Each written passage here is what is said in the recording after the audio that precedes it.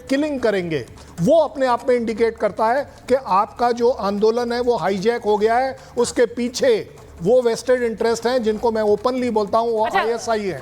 Ambassador Vora भी बोलना चाह रहे हैं। एम्बेसडर वोरा, मुझे एक चीज समझनी है, अब जिस तरह से बांग्लादेश की एक तस्वीर सामने आ रही है, वहां पर ये तख्तापलट हुआ, वहां पर फिर से नई सरकार बनी है। उन्होंने अभी कर्नल सिंह ने कहा कि उन्होंने किसी भी तरह से हिंदुओं के लिए नहीं कहा, उन्होंने कहा है कि हिंसा रुकनी चाहिए।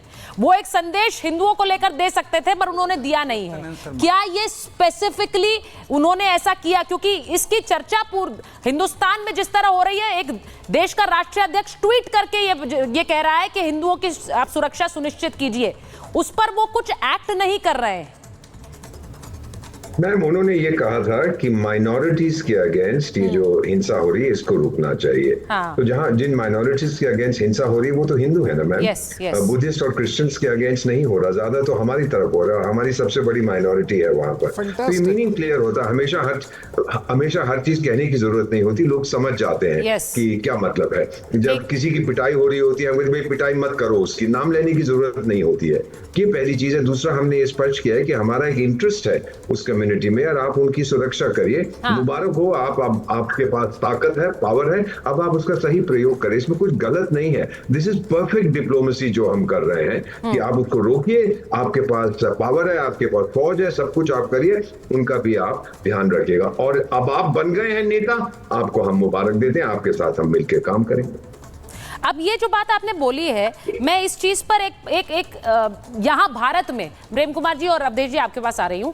जब शुरुआत में शेख हसीना जिस दिन भारत आई हैं, उस दिन ये चर्चा हो रही थी, कुछ लोगों ने बयान तक दे दिया कि शेख हसीना को यहाँ से हटाइए, भारत में क्यों आई हैं, वो भारत में क्यों शरण दिया जा रहा है। कुछ ने उल्टा कहा कि भाई शेख हसीना यहाँ पर आ गई हैं तो इनको संरक्षण देना चाहिए, लेकिन हमारे साथ इसको शेयर करिए, आप लोग इसके बारे में जानकारी दीजिए। अब जानकारी तो दी गई है, लेकिन अगर भारत में शेख हसीना रहती हैं और वो किसी और देश नहीं जाती, क्योंकि इस पर भी चर्चाएं हो रही, आपको लगता है कि इस देश में जो एक लेफ्ट इकोसिस्टम है वो इसको बहुत आराम से स्वाभाविक ढंग से लेगा?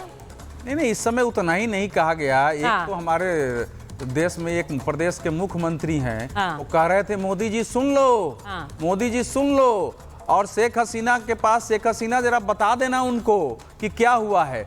देखो क्या है कि मैं तो हैरत में हूं कि जिस कांग्रेस पार्टी ने 1971 में दुनिया के विरोध को नकारते हुए पाकिस्तान के द्विराष्ट्रवाद के सिद्धांत को ध्वस्त किया, उसको पूरा एकदम जमीन पर लाया, उसकी 92-93 हजार सैनिकों को आत्मसमर्पण कराया, पूरा देश को तोड़ दिया। आज अगर ये सब होते तो कहते भाई वहां क्यों जा रहे हैं। अब बांग्लादेश के लोग, उस समय आपको बता रहा हूं कि सीमा कुछ थी ही नहीं, वहां कोई हमारे बॉर्डर सिक्योरिटी फोर्स नहीं, जितने लोग चाह रहे थे भारत में आ रहे थे, लोग यहां से जा रहे थे, कोई सीमा नहीं थी। आज अगर वो सिचुएशन हो जाएगी तो हमारे देश में क्या होगा। ये तो ऐसे बात कर रहे हैं जैसे शेख हसीना को, अगर शेख हसीना को देश में डिक्टेटर कहा जा रहा हो तो इससे सोचिए कि इकोसिस्टम कैसे काम कर रहा है। ये तो कांग्रेसी अपने किए हुए पर, जो पाकिस्तान ने षड्यंत्र करके अमेरिका की मदद से उस पूरे 1971 को उलट के वहां ले जाने की कोशिश की है कि हम उसी अवस्था में जाएं। केवल हिंदुओं पर यह अटैक नहीं हो रहा है, बांग्ला संस्कृति से जुड़े हुए प्रतीकों पर, वैसे फिल्म कलाकारों पर, वैसे अन्य आर्टिस्टों को जिंदा जलाया गया है। यही 1970 में। बहुत दूसरी बात पर आ रहा हूं, नहीं, शेख हसीना का समझिए, शेख हसीना को भारत के अलावा दूसरी कोई जगह होनी नहीं चाहिए। अच्छा, होना ही नहीं चाहिए, उन्हें भारत में नहीं होनी चाहिए। शेख हसीना पहले भी भारत में रही हैं, आज भी रहे, आगे भी रहेंगे। बहुत से लोग ये कहते हैं कि ये भारत के लिए डिस्टर्बेंस वाली स्थिति ना हो। इनके साथ के एक मंत्री ने धमकी दिया है कि हमारे दुश्मन को, बीएनपी के नेता हैं वो, हमारे दुश्मन को अगर आप रख रहे हैं, हमको संबंध है, माने वो इंग्लैंड में चला जाए तो उनको प्रॉब्लम नहीं है, शेख हसीना दूसरी जगह चला जाए तो प्रॉब्लम नहीं है। भारत से प्रॉब्लम है, क्योंकि भारत ही है जो 1971 की पुनरावृत्ति कर सकता है, बाकी किसी देश की हैसियत नहीं है। अब मैं अभी भी कह रहा हूं, अवामी लीग अभी भी बांग्लादेश की सबसे बड़ी राजनीतिक शक्ति है।